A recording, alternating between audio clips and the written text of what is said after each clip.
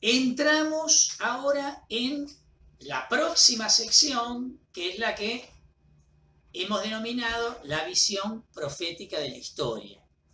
Capítulo 17, versículo 1 al capítulo 19, versículo 10.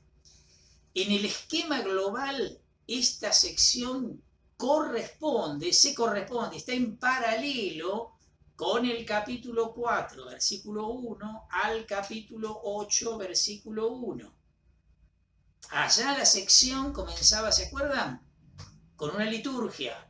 La gran visión del trono, capítulo 4, la visión del Cordero, capítulo 5, el libro escrito por anverso y por reverso, sellado con los 7 sellos, y que seguía con la visión profética de la historia cuando se empezaban a abrir cada uno de los sellos. ¿Se acuerdan? Bueno, ahora el esquema se invierte. Primero tenemos la visión profética de la historia y termina con una liturgia. Allá empezaba con la liturgia, acá termina con la liturgia. Capítulo 19, versículos 1 al 10, con lo que termina esta sección.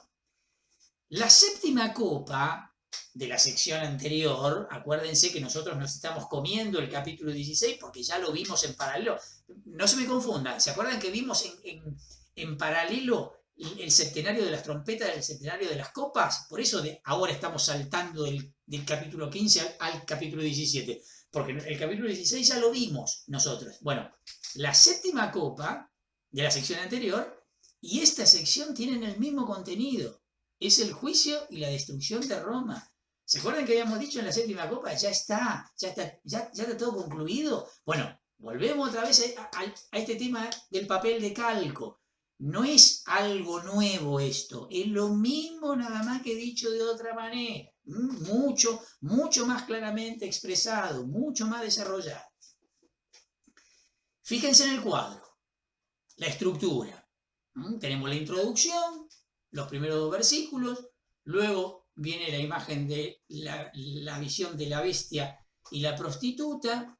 En el medio está el juicio de la Gran Babilonia, capítulo 18, y termina con la liturgia final de triunfo, que lo que decíamos recién, que hace inclusión con el capítulo 4 y el capítulo 5.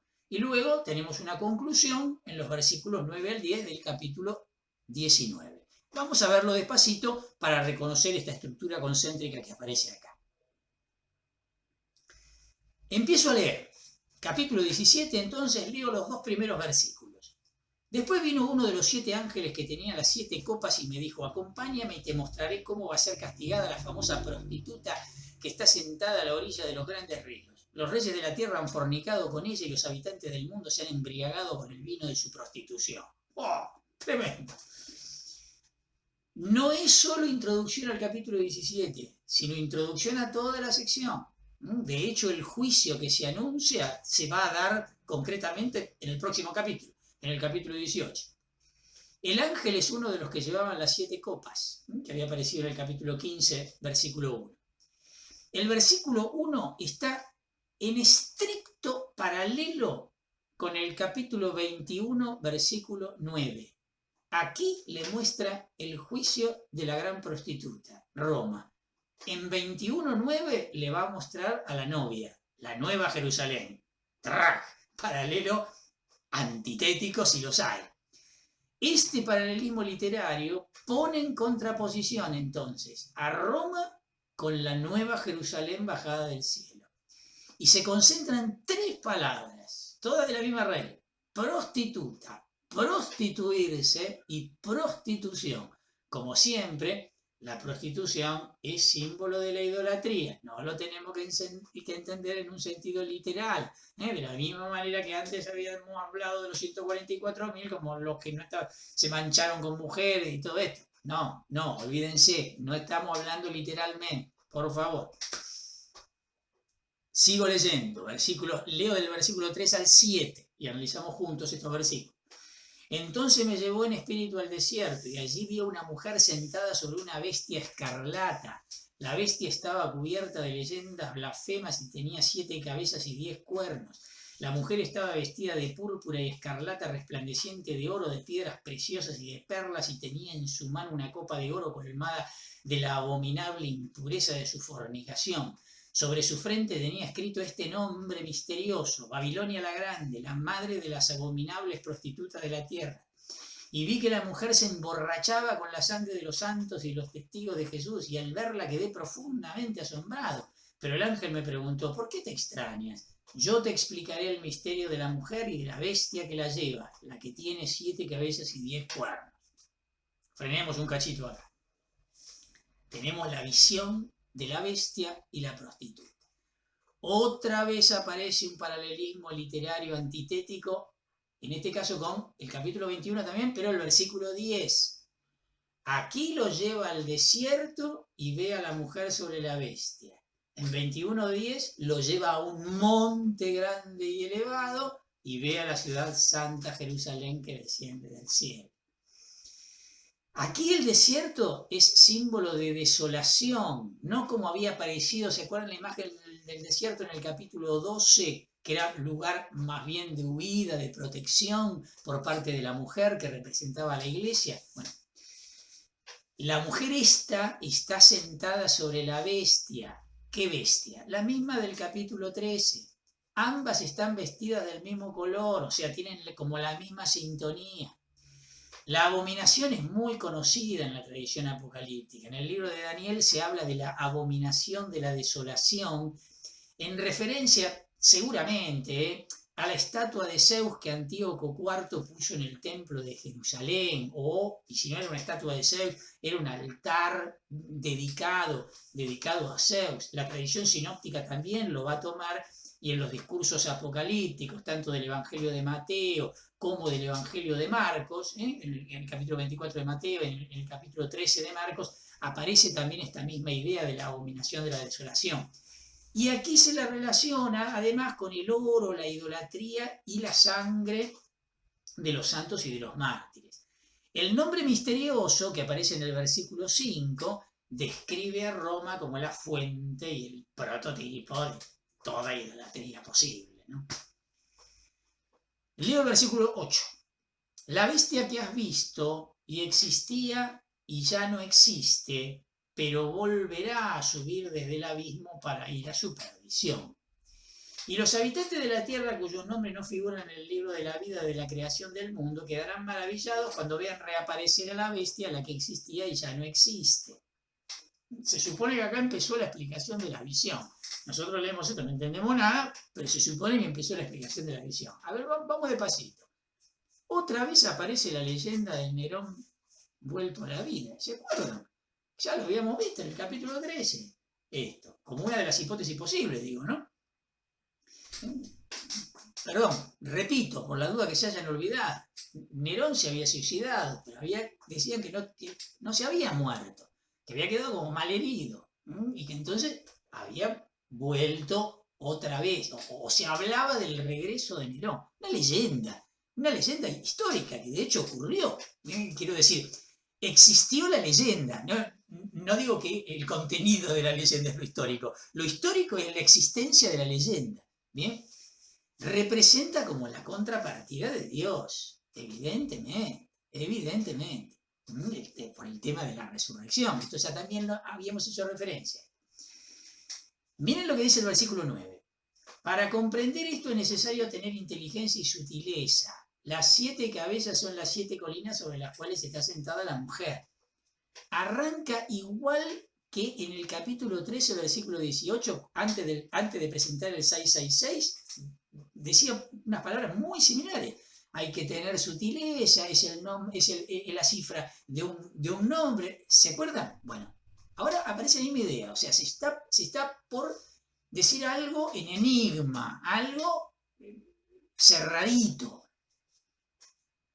Arranca con una cosa bastante evidente, ¿no?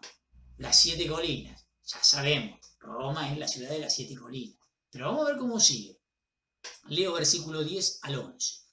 También simbolizan a 7 reyes. 5 de ellos han caído. Uno vive y el otro todavía no ha llegado, pero cuando llegue durará poco tiempo. En cuanto a la bestia que existía y ya no existe, es un 8º rey que a su vez pertenece al grupo de los 7 y también va a su perdición.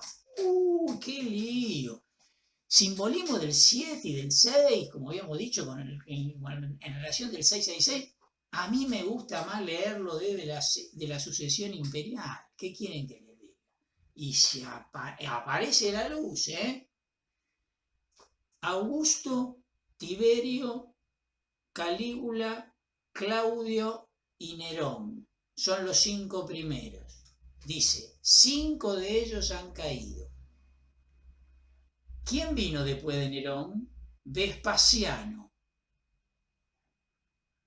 Uno vive.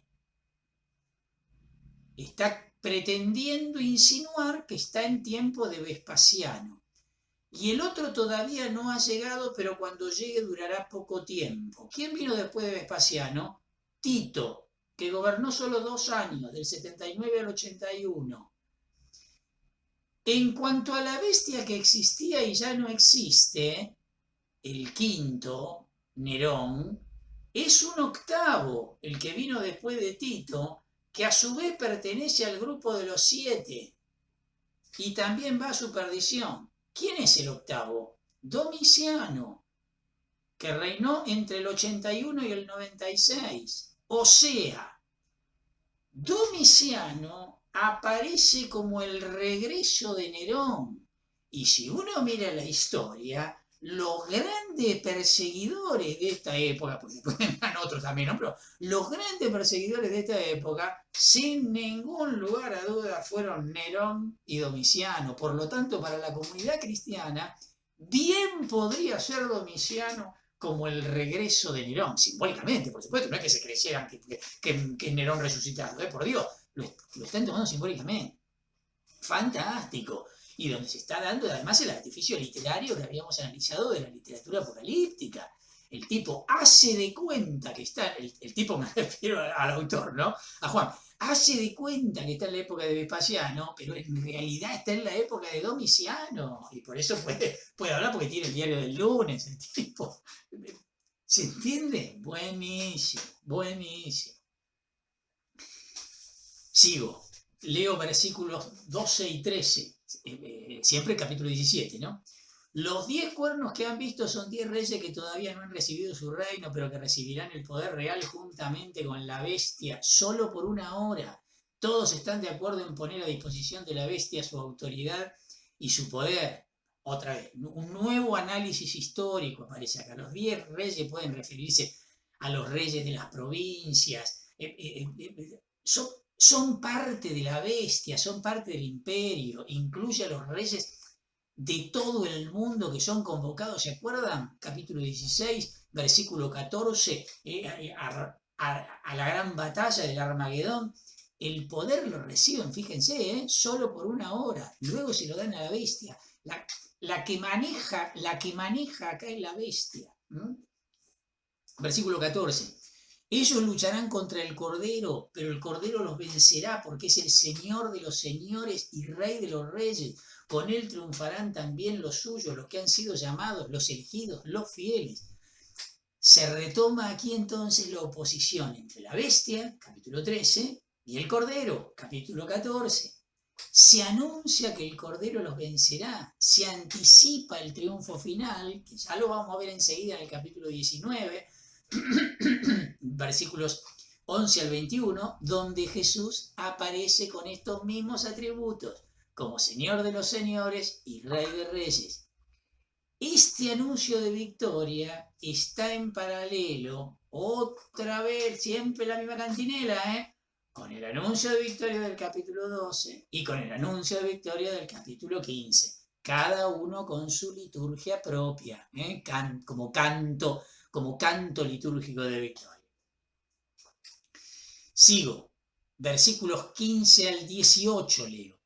Los ríos, continuó diciéndome el ángel, a cuya orilla está sentada la prostituta, son los pueblos, las multitudes, las naciones y las diversas lenguas. Los 10 cuernos que viste, así como también la bestia, acabarán por adorar a la prostituta, le quitarán sus vestidos hasta dejarla desnuda, comerán su carne y la consumirán por medio del fuego, porque Dios les ha inspirado que ejecuten lo que Él ha decidido, poniéndose de acuerdo para entregar su poder real a la bestia hasta que se cumplan las palabras de Dios. Y la mujer que has visto es la gran ciudad, la que reina sobre los reyes de la tierra. El autor vuelve a la mujer de la visión del versículo 1, o sea, a la prostituta. En el versículo 9 dice que está sentada sobre siete colinas, ahora está sentada a la orilla de los ríos. La prostituta tiene su asiento en Roma, pero desde allí extiende su dominio universal. La imagen es buenísima. El versículo 16 describe como una crisis interna futura del imperio. Tal vez se refiere al proceso de destrucción interno que sufre un imperio cuando se transforma en bestia. ¿Se acuerdan la reflexión que habíamos hecho de esto, no? La idolatrización no solo destruye a los santos que resisten al imperio, sino que también destruye internamente a la misma bestia. Para Juan, esta crisis del imperio no es una crisis espontánea, sino querida por Dios mismo, enviada por Dios es esta crisis. Queda implícito que la crisis interna del imperio además se debe a la predicación de la palabra de los que resisten a la bestia. Esto que antes había aparecido también en varias oportunidades. Capítulo 18, 1 al 24. Sería el segundo cuadro de este tríptico, por decirlo de algún modo. Ahora se realiza finalmente el juicio de Roma. Aquí tenemos un auténtico escenario de juicio. Fíjense, todos los elementos. Está el juez, Dios. El acusado, Roma. Los acusadores, los profetas, los santos y todos los degollados por Roma. La causa, asesinato causado por la idolatría y la acumulación de la riqueza. La prueba, la sangre hallada en la ciudad. La sentencia, condenación de Roma. La ejecución de la sentencia, Roma arrojada que no aparece más. Los efectos del juicio de Roma sobre los reyes, sobre los mercaderes, sobre los mercantes. Ahora lo vamos a ver. La alegría al escuchar la sentencia de aquellos a quienes se le hizo justicia. Y la fiesta final de los oprimidos por Roma después del juicio. Todos estos elementos están acá en el capítulo 18. Vamos despacito. Leo versículos 1 al 3. Después vi que otro ángel descendía del cielo con gran poder, mientras la tierra se iluminaba con su resplandor, y gritó con voz potente: ha caído Babilonia la grande, se ha convertido en refugio de demonios, en guarida de toda clase de espíritus impuros y en nido de aves impuras y repugnantes. Porque todos los pueblos han bebido el vino embriagante de su prostitución, los reyes de la tierra han fornicado con ella y los comerciantes del mundo se han enriquecido con su lujo desenfrenado. Es un ángel semejante al que aparece en el capítulo 10, versículo 1, ¿se acuerdan que parecía Dios, no? Es una personificación de la acción de Dios en la tierra, digamos, vamos a decirlo rápido. La iluminación de toda la tierra adelanta a la Nueva Jerusalén iluminada con la gloria de Dios, que va a aparecer en el capítulo 21, versículo 23. El primer acto del juicio es esta iluminación que derrota claramente las tinieblas, referencia al Génesis. La caída de Babilonia ya se había anunciado en el capítulo 14, versículo 8, ¿se acuerdan que lo dijimos hace un ratito? Y también en pasado. En la conciencia de la comunidad, Roma está terminada, acuérdense. El versículo 3 da la razón de la caída en tres acciones. Han bebido el vino de su prostitución, ¿quiénes? Los pueblos. Han fornicado con ella, ¿quiénes? Los reyes. Se han enriquecido con su lujo, ¿quiénes? Los comerciantes. Hay una relación idolatría, riqueza, poder, lujo. ¿No? Hay como una concentración acá interesantísima. Leo del versículo 4 al 8. Enseguida oí una voz que venía del cielo y decía: ustedes que son mi pueblo, huyan de esa ciudad para no hacerse cómplices de sus pecados ni ser castigados con sus plagas, porque sus pecados se han amontonado hasta el cielo y Dios se ha acordado de sus iniquidades. Páguenle con su propia moneda, retribúyenle el doble de lo que ha hecho, Sírvanle una porción doble en la copa de sus brebajes, provóquenle tormentos y dolor en la medida de su fastuosidad y de su lujo, porque ella se jacta diciendo, estoy sentada como una reina, no soy viuda y jamás conoceré el duelo. Por eso, en un solo día caerán sobre ella las plagas que merece, peste, llanto y hambre, y será consumida por el fuego, porque el Señor Dios que la ha condenado es poderoso. Juan oye una voz que habla del cielo. Es un oráculo profético que viene de Dios con 5 órdenes. La primera tiene un interlocutor, que es los que son mi pueblo. Ellos deben salir de Roma para no hacerse cómplices de sus pecados y escapar, además, de las plagas. Por eso dice, huyan. Esta primera va seguida de 4 imperativos. No se menciona explícitamente quién debe realizar estas órdenes, pero como no se introduce un nuevo interlocutor, se entiende que van dirigidas a los que son mi pueblo, del versículo 4. ¿Cómo el pueblo de Dios va a realizar estas acciones contra Roma? La respuesta la tenemos en ese texto que ya venimos citando varias veces, de Efesios 6, versículo 10 al 20. Nosotros leímos una partecita más chiquita.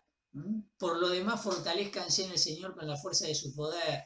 Revístanse con la armadura de Dios para que puedan resistir las insidias del demonio. Porque nuestra lucha no es una lucha contra enemigos de carne y sangre. Esto ya lo habíamos leído, ¿no? Pero entonces me salteó el versículo 13. Por lo tanto, tomen la armadura de Dios para que puedan resistir en el día malo y mantenerse firmes después de haber superado todos los obstáculos. Permanezcan de pie, ceñidos con el cinturón de la verdad y vistiendo la justicia como coraza. Calcen sus pies con el celo para propagar la buena noticia de la paz. Tengan siempre en la mano el escudo de la fe con el que podrán apagar todas las flechas encendidas del maligno. Tomen el casco de la salvación y la espada del Espíritu. Bueno, y así. Hoy diríamos lucha no violenta, resistencia cultural, resistencia ética, resistencia espiritual. Sí, estamos hablando de eso. El pueblo de Dios lucha contra Roma como lo hizo el Maestro, con su muerte y su resurrección. En el versículo 7 se describe la arrogancia de Roma. La respuesta a esa arrogancia, ¿cuál es? Peste, llanto, hambre y fuego. Y el texto finalmente termina con una profesión de fe, porque el Señor Dios que la ha condenado es poderoso. Seguimos, versículos 9 al 19. Vamos a leer todo esto junto porque es todo lo mismo. Los reyes de la tierra que fornicaron con ella y compartieron su vida lujosa, al ver la humareda del incendio llorarán y se lamentarán por ella, manteniéndose a distancia ante el horror de sus tormentos. ¡Ay, ay! La gran ciudad, Babilonia, la ciudad poderosa, bastó una hora para que recibieras tu castigo. También los comerciantes de la tierra lloran y están de duelo por ella, porque ya nadie les compra sus mercancías, objetos de oro y de plata, piedras preciosas, perlas, telas de lino de púrpura, de seda y de escarlata, maderas aromáticas, objetos de marfil, de maderas finas, de bronce, de hierro y de mármol, canela, ungüento perfumado, perfumes, mirra, incienso, vino, aceite, harina y trigo, animales de carga, ovejas, caballos y carros, esclavos y seres humanos. Ya no verás más los frutos que tanto deseabas. Has perdido esos productos delicados y espléndidos y nunca más se los encontrará. Los que traficaban con esos productos y se habían enriquecido a costa de ella, se mantendrán a distancia ante el horror de sus tormentos, llorando y lamentándose. ¡Ay, ay! La gran ciudad estaba vestida de lino fino, de púrpura y de escarlata, resplandeciente de oro, de piedras preciosas y de perlas, y en una hora fue arrasada tanta riqueza. Los capitanes, los que navegan por las costas, los marinos y todos los que viven del mar se mantuvieron a distancia y contemplando la humareda del incendio exclamaban: ninguna ciudad se podía comparar a la gran ciudad, y echándose tierra sobre su cabeza, llorando y lamentándose, decían: ¡ay, ay! La gran ciudad, con su opulencia se enriquecieron todos los que poseían barcos en el mar, y en una hora ha sido arrasada. La gran lamentación o las lamentaciones por la caída de Babilonia. El texto está inspirado en el libro del profeta Ezequiel, capítulos 26 al 28, que son las lamentaciones por la caída de Tiro. Esa es su referencia. Vieron que tenemos una triple lamentación. La de los reyes de la tierra, o sea, el poder político, versículos 9 y 10. La de los comerciantes, que sería el poder económico, versículos 11 hasta la primera parte del versículo 17. Y la de los capitanes y marinos, lo que sería, podríamos llamar el poder comercial, desde la segunda parte del versículo 17 hasta el versículo 19. Y hay un triple estribillo correspondiente a cada una. Ay, ay, la gran ciudad. Se repite 3 veces la misma expresión. En el centro del capítulo encontramos el lamento de los comerciantes, donde tenemos un detalle de los productos de consumo del imperio, los productos de consumo de Roma, que representan la escala de valores del imperio. No sé si se dieron cuenta. Yo lo leí, bueno, lo leímos de corrido muy rápido. Miren cómo arranca la descripción. Versículo 12. Objetos de oro y de plata, piedras preciosas, o sea, arranca en el oro. Y miren dónde termina. Versículo 13. Animales de carga, ovejas, caballos y carros, esclavos y seres humanos. ¿Se dan cuenta? Lo primero es el oro, lo último son los seres humanos. ¿Se creen que esto es casual? ¿Que tiraron la perinola y cayeron así las cosas? No, es la escala de valores totalmente invertida del imperio. Es una genialidad esto. Tremendo. Leo el versículo 20. Que se alegre el cielo a causa de su ruina y alégrense ustedes los santos, los apóstoles y los profetas, porque al condenarla Dios les ha hecho justicia. El versículo 20, continúa lo que viene del versículo 4 al 8. Ambos están en paralelo, por eso suponemos que el que habla es la misma voz de esos versículos. El alégrense continúa la serie de los 5 imperativos que habíamos visto recién. Esta alegría está en fuerte contraste con la lamentación anterior. Venimos de una lamentación y ahora hay una alegría. La causa de la alegría es que Dios ha hecho justicia condenando a Roma. Esta acción de Dios responde a la fe que había quedado manifestada en el versículo 8, porque el Señor Dios que la ha condenado es poderoso. Bueno, los apóstoles aquí no son los 12. Acuérdense, en la comunidad son todos profetas y apóstoles. No hay una referencia individual a los apóstoles. Leo versículo 21 al 24. Y un ángel poderoso tomó una piedra del tamaño de una rueda de molino y la arrojó al mar diciendo: así de golpe será arrojada a Babilonia, la gran ciudad, y nunca más se la verá. Ya no se escuchará dentro de ti el canto de los que tocan el arpa y de los músicos, de los flautistas y de los trompetistas. Ya no se encontrarán artesanos de los diversos oficios, ni se escuchará el sonido de la rueda del molino. No volverá a brillar la luz de la lámpara, ni tampoco se escuchará la voz de los recién casados, porque tus comerciantes eran los grandes de la tierra, y con tus encantos sedujiste a todos los pueblos. En ella fue derramada la sangre de los profetas y de los santos y de todos aquellos que han sido inmolados en la tierra. Bueno, continúa y es paralelo al párrafo inicial, versículos 1 al 3. Es el mismo ángel que ilumina la tierra con su gloria, que había aparecido en el versículo 1. La inmensa piedra arrojada al mar representa proféticamente la caída de Roma y la desaparición definitiva, ¿no?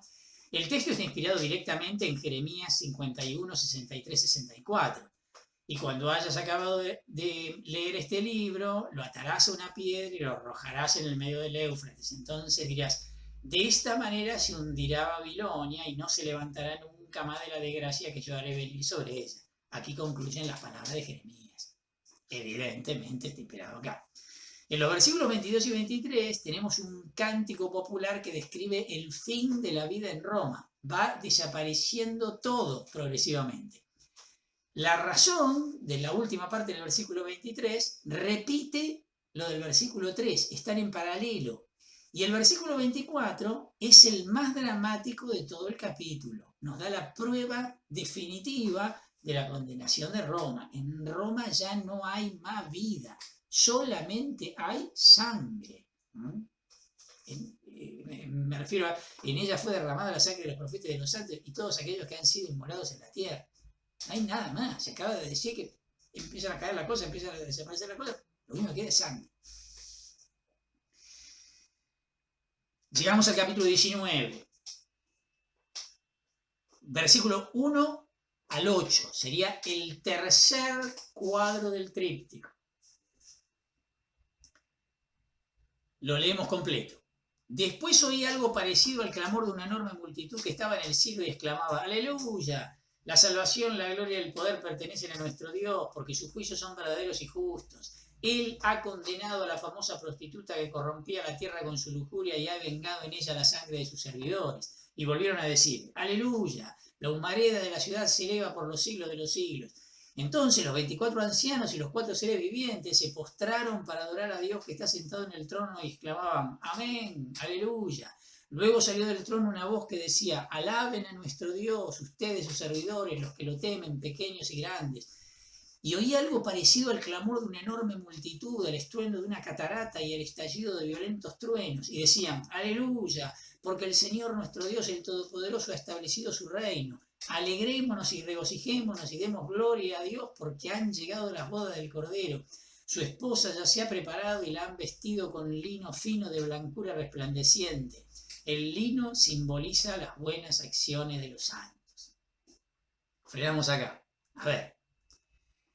La sección que comenzó en el capítulo 17, versículo 1, y que llamamos visión profética de la historia, termina entonces, como habíamos anticipado, con una liturgia. Aquí la tenemos.